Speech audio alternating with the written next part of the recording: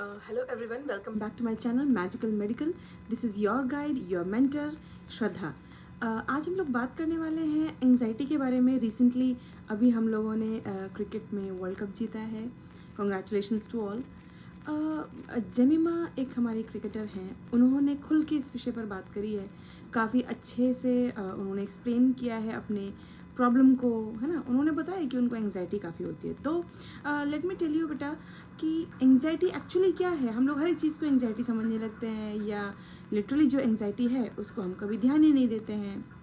तो एंग्जाइटी है एक ऐसा फेयर जो रियल भी हो सकता है, जो इमेजिनरी भी हो सकता है ना.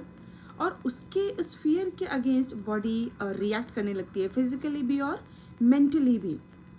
तो आप लोगों को लगता होगा कभी कभी पेट में गुड़गुड़ हो रही है, डायरिया हो गया है ना.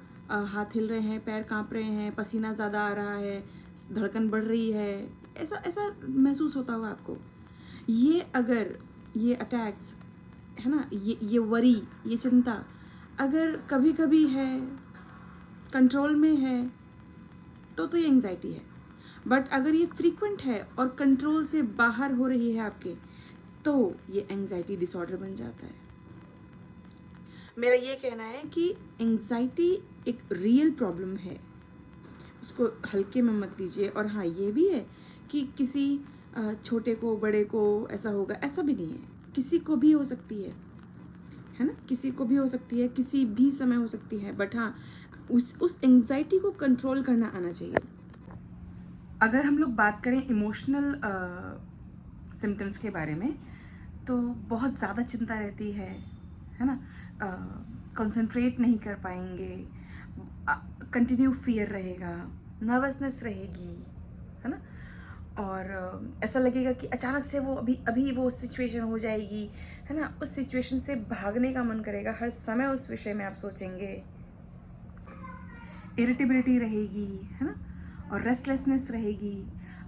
फिजिकल सिम्टम्स में हम देखें तो शॉर्टनेस ऑफ ब्रीदिंग होगी, रैपिड पल्स होगी, पैल्पिटेशन हो सकता है. पैल्पिटेशन का मतलब होता है कि अपनी धड़कनें सुनाई देना, ऐसा भी हो सकता है. स्वेटिंग होगा, ट्रेमलिंग, हाथ ऐसे शिवर करेंगे, नोजिया लगेगा, वॉमिटिंग होगी, रेस्टलेसनेस, एकदम थकान लगेगी. ऐसा लगेगा कि मेरी बॉडी में कोई जान ही नहीं है, अब मैं कुछ नहीं कर पाऊँगा या कर पाऊँगी. हेडेक होगा, डायरिया हो सकता है, नोजिया, वॉमिटिंग मैंने भी आपको बताया. तो जो ब्रीदिंग है ना, वो deep and shallow. Deep breathing भी हो सकती है, शैलो होगी, है ना. और हाँ, रैपिड भी हो सकती है, शॉर्टनेस ऑफ ब्रीदिंग भी हो सकती है, ऐसे लगता है वो सांस ही नहीं आ रही है.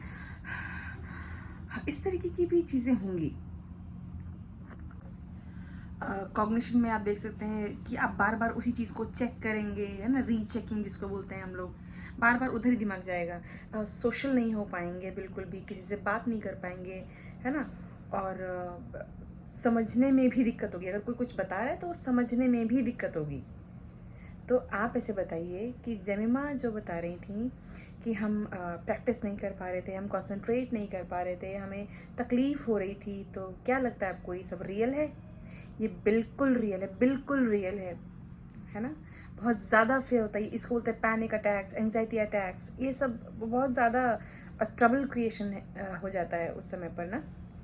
तो ध्यान में रखिए, ये जो एंग्जाइटी है इसको हम लोग रिजॉल्व कर सकते हैं, है ना. इसके अगली सीरीज़ में मैं आपको बताऊंगी कि इसका ट्रीटमेंट क्या है, और हम डायग्नोज कैसे कर सकते हैं कि ये रियली में एंग्जाइटी डिसऑर्डर है या फिर कुछ वरीज हैं जिसको हम लोग एंग्जाइटी समझ रहे हैं. ठीक है, तो आज के इस वीडियो में इतना ही. बस मेरे को लगा कि आपको बताना चाहिए, आपसे शेयर करना चाहिए, तो मैंने कर दिया. इस सीरीज़ में, अगले वीडियो में जल्दी ही मिलते हैं. तब तक के लिए keep sharing, keep learning and subscribe to my channel. Thank you.